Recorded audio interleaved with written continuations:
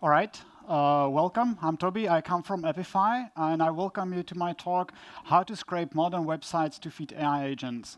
Scraping modern websites is a huge topic, so we won't really get into the details of how to build a scraper from the ground up with all the anti-scraping protection, etc. But I will show you how to plug in into already existing solutions into your workflows and systems. Let's start with some broader context, some basics that you probably all know about. LLMs are trained on data.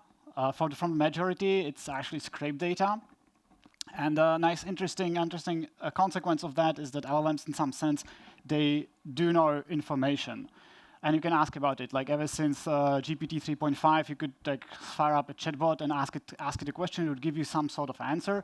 But by now, we do know that it's not usually the best idea. There are a lot of problems that you know about. The first one, there's a cutoff date for the training data. So the data that didn't exist at the time of the LLM training is not part of the model, so it doesn't know anything about it. Obviously, hallucinations, and even what I call, in quotes, coverage. There's data, probably your company internal data, that the LLM simply cannot know about. It can't be in the model itself. So how to get around that? The usual answer, and by now it's a pretty old one, is RAG, retrieval augmented generation. These days we call it tools. I think it's it predates tools, but kind of works the same way. It simply allows the LLM to query information or knowledge that it doesn't know. It adds context to the LLMs.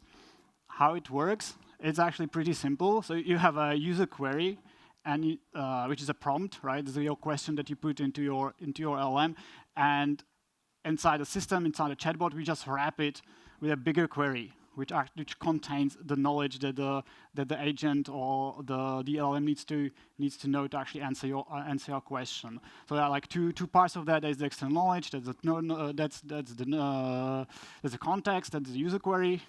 That's user question, and obviously you can add the fluff around that, you are a friendly customer support agent, blah blah blah. Please generate an answer for the customer. The big question is where the external knowledge comes from, or how do we integrate it into this flow? These days, chatbots actually are able to search web pretty well. It works even over API, so OpenAI does have an API for that. You can use it. It does search. It works pretty well, but the question is, how powerful is it really? Which brings us to the first demo for experiment. I hope these demos work fast enough on this internet. We can do something very simple. What is the venue of the code.talks conference in Hamburg? This shouldn't be difficult. I tried it many times, but you never know what happens. But yeah, it detected that's information it probably doesn't have in its training data, so it's searching. And interesting, has changed venues over time, but current venue, Kinopolis Hafen City. All right, that's a correct answer. Nothing groundbreaking, that's been around for some quite time. But let's try something different. I'm hungry. Can you recommend a top-rated restaurant around according to Google Maps? And you probably you can guess what I did there, right? I'm asked specifically for Google Maps. It's a huge source of very good data, but LLMs typically don't have access to that. I mean, it's still trying to do something. It did a normal web search, and what it did, it used some like a website essentially to to extract the data. But when I say can you access Google Maps directly? let's see. Okay, it's still rendering.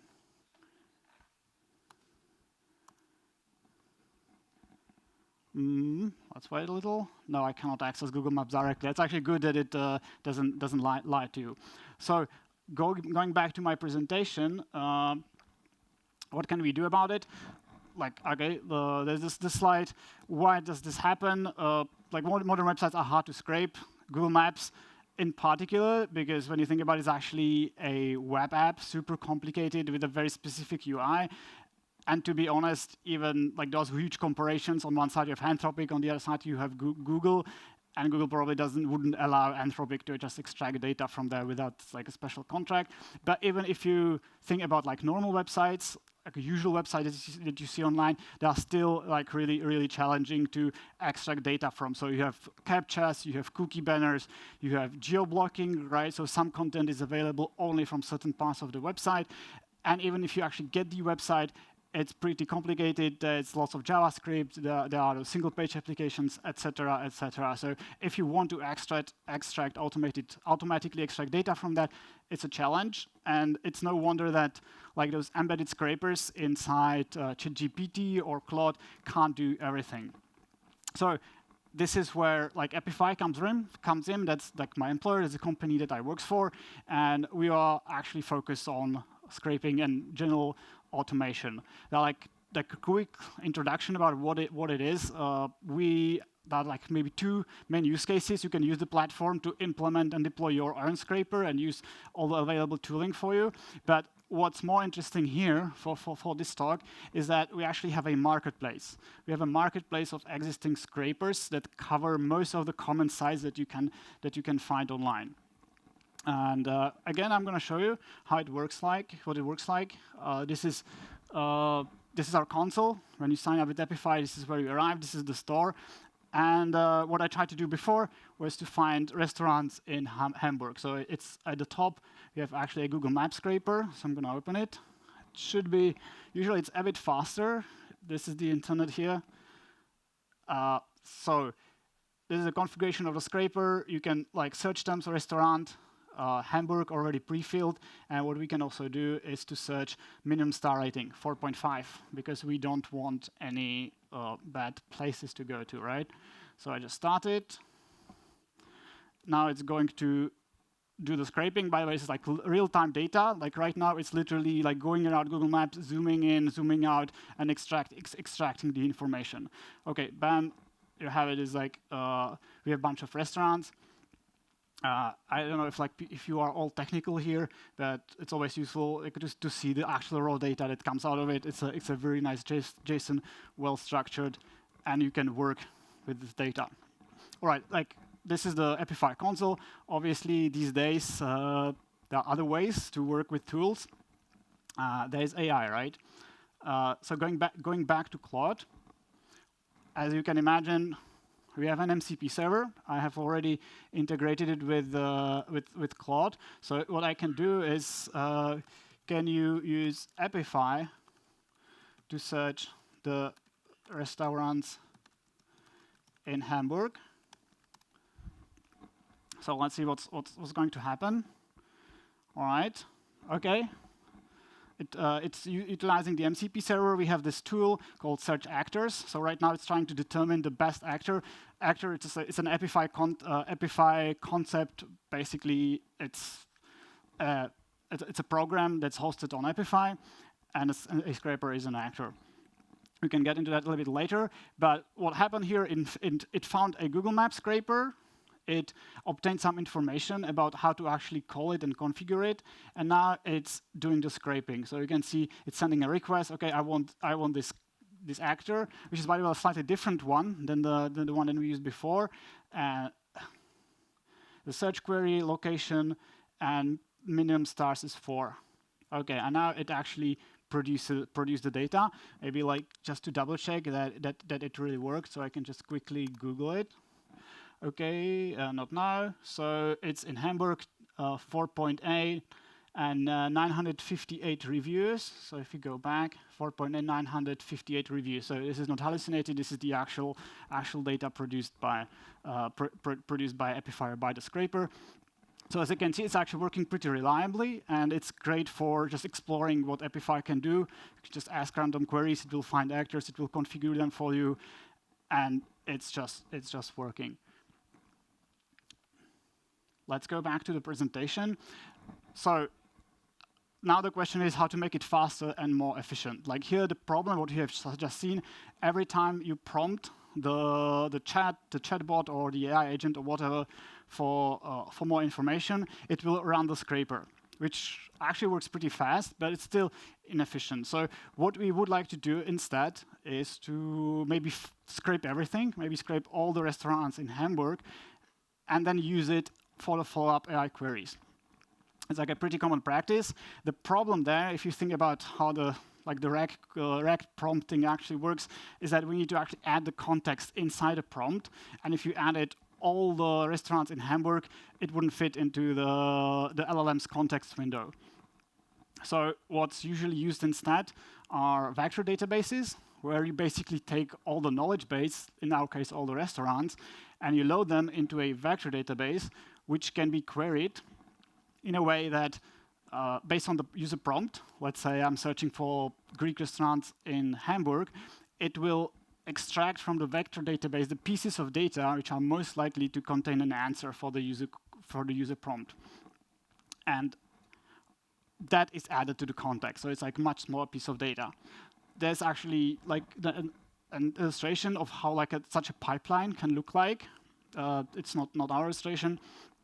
On the bottom left, you have the vector database, and the big question here is how to actually get the data into the vector database. There's a process consisting of multiple steps. There's chunking, where basically you take all the scraped restaurants, you split them into smaller bits, and then you create so-called embeddings, which is ultimately like the conversion into vectors, which are then represented into the vector database. And then when the prompting happens, first step is to query the database, where the query itself is also like a vector, and then you use like distance to actually find the best, the most likely piece of data to answer that question. The question is, or the next topic is how to actually do that. So this is our little battle plan, how to do that. Retrieving data, I've already showed you our Google Maps scraper. It works great, so that's taken care of it. We have taken care of that. The second one, we need to chunk the data and create the embeddings. Then we need the vector database, and then we want to use it in prompts. And that's my next demo. So we'll start with the vector database. I'm going to use Pinecone. Pinecone is not part of Epify. It's like an independent project, and one of the products is vector databases. So I'm going to create an index, which is like the database here. I think the name should be the code.talks demo. There's a little bit of configuration, basically what kind of embeddings I'm going to use. So we are going to use embeddings from OpenAI, and we also need to configure dimension correctly.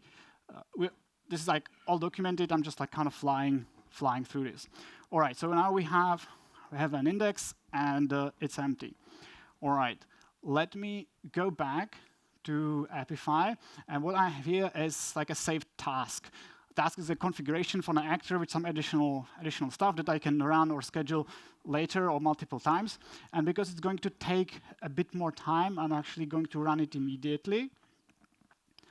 And while it's running, I'm just going to show you how it's configured, right? So the actual scraper configuration is exactly the same. So you have a restaurant in Hamburg, you have the filter, etc. So that part hasn't changed. But what's new here is an integration. So it's something that runs after the scraping finishes. It's like a simple pipeline, if you know, like Zapier or N8N. It's simpler, but it works kind of the same way.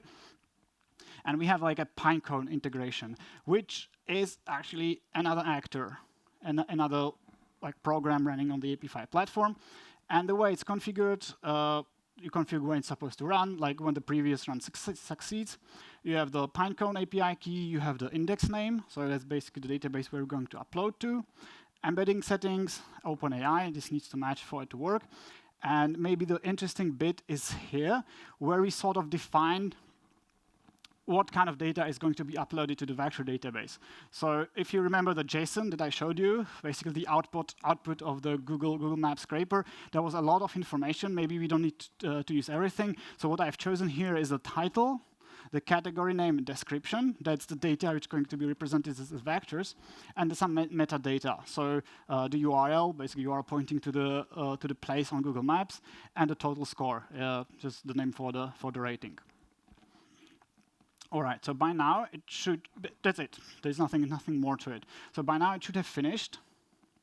So runs, those are the actors that have just finished. So this one, there's the Google Maps scraping. That's done, that was the task. And this one is the Pinecone integration. So we have the embeddings. Like these 50 items should be now in the index. And let me just refresh the screen. And moment of surprise. All right, it's here. So you can see it. You can actually see the restaurants here and the way it's represented. So now the final point, the fourth one, is to use it in a chatbot to work with it. So for that, we actually have like another actor. It's a very simple one. Let me just Pinecone again. So this is basically a demo actor. I'm going to start it,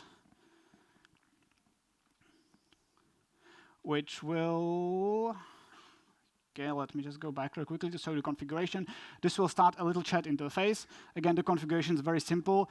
We're going to use OpenAI for the actual dialogue with the LLM. That's going to be the LLM model. And we're going to use the Pinecone database. So we need API care for that. I've pre-configured it so that we don't waste time on that. And finally, the index name. So what's the source of data to be used. And when you run it, okay, it's now running, it just prints you a little URL. And yep, this is our little Epify chatbot. This is not something that you would use in production, but it's great for demoing and seeing that it works. So maybe like a little prompt. Do you know any Greek restaurants? Like typo shouldn't be a problem. It's gonna take a minute. The UI is not perfect, no loading bar, but it should work. Okay, restaurant knows. Okay, let's see if it actually exists. Yep, it's in Hamburg. It has good rating, so it looks like it works. The interesting bit, like if you go back to the run view, so this is the act running, the chatbot that you have seen, and this is the log output of the chatbot. So what you can see here is what's happening under the hood. So there's the query, do you know any Greek restaurants, including my little typo? And these are the items that have been extracted from the Pinecone database. So that's if you think about in the beginning about the little sample rec prompt and how to combine the knowledge and the query. So this is exactly that. All right, so those are my demos. Going back to the restaurant. Let's review our battle plan. Retrieving data still the same. Chunking data and create embeddings, the Pinecone integration. Storing to a vector database, that was Pinecone. And finally, we use it in prompts. That was the little demo GPT chatbot hosted on Epify. Now I'm entering like the last part of the presentation where I'm going to tell you a little bit more about Epify and how it works and what you can more do with it. So you have seen that I've used like an MCP server. That one is great for the AI agents or for general exploration or getting to know the platform. But obviously, Epify has a REST API. By the way, I really recommend it. No hallucinations there. Works pretty reliable. All the nines that you want in the world. What you can also do, you can just run it from code. We have JS client and Python client. So if you're actually building your own software and you want to call Epify from that, it's super easy. But we also support no-code platforms, Zapier, N8N Make, or many others. So the pipeline that you have just seen, you can just use the scraper from that and build the rest using N8N if you want. So it's really like nice plug and play. It works pretty seamlessly. Now, what is an actor? You have heard me say the word many times. It's kind of like an internal concept, internal term. What you have seen is that we have a scraper, which is an actor. It was the Google Maps scraper. We have an actor, which is a data processor. That was the Pinecone integration. And you've seen an actor, which is a web server. That was the ChatGPT or the GPT chat interface that we use to query Pinecone. So if you want like what an actor is, ultimately under the hood, it's just a serverless app, Docker-based application, which allows it basically to be anything. So if you wanted to host a Counter-Strike server on Epify, you can do that. Maybe not the smartest idea, but it will actually work. So there's lots of flexibility for you to just play around with the platform. There's a little like layer on top, so there's like standard input, standard output, which allows us to render those nice forms for you to configure the scrapers. There are cloud-based storages, which allows you to store all those millions of scraped rows of data. So you can use that. You don't have to, kind of up to you, but it's there, it's ready, and it's optimized for scraping. We even have like the actor concept. We try to sort of formalize it so that it exists as a concept that can live outside the Epify platform. If you find it interesting, there's an actor white paper. Just Google it, and you will find it quickly. Now, really quickly on the second, like what we have seen is the marketplace mostly. But as I said, there's the other part where you can use it as a platform to implement your own actor, or typically a scraper, and run it from there. We have a lot of open source tooling. Crawly, you may have heard about Crawly. It's one of the most popular scraping libraries around. We have a very large developer community, so the marketplace is open to third-party developers. So we have like literal huge companies which are implementing and selling their scrapers on Epify and making a lot of money there. I think like last month the payouts were about like $500,000, so it's like a pretty good business. And if you actually choose to implement, like in case you were interested in that, you can pick multiple monetization models, like what works the best for you. We are actually doubling down on this particular part. We have this we call it Epify 1 million challenge. So for people who create an actor or a scraper these days, or a general automation tool, there's this competition where if they create something very interesting and successful, like on top of the normal or classic earnings, they can also win pretty decent prizes. I don't know what the audience here is, whether you are like interested in like building scrapers or not. Maybe not. The point here is that the marketplace is growing. It's growing really fast and will be growing even faster. And that means that if you need data for your use cases, there is very good chance that you will find something that provides the data in the Epify marketplace on Epify store. That's basically everything from me. We have a booth here. We had AirPods giveaway. It's now over. I'm really sorry. Maybe I don't know. One person won. Not sure if they joined the talk, but you're still welcome. I'll be there. You can chat with me if you want. And my final slide. There's a QR code. If you use it to sign up with Epify, you will get 100 free credits. If you wonder what it can get you, it's around 25,000 restaurants on Google Maps, and it's a really nice data set that you can play with. All right, that's it from me. I don't know how much time we have. If we have time for a few questions, I'm happy to answer.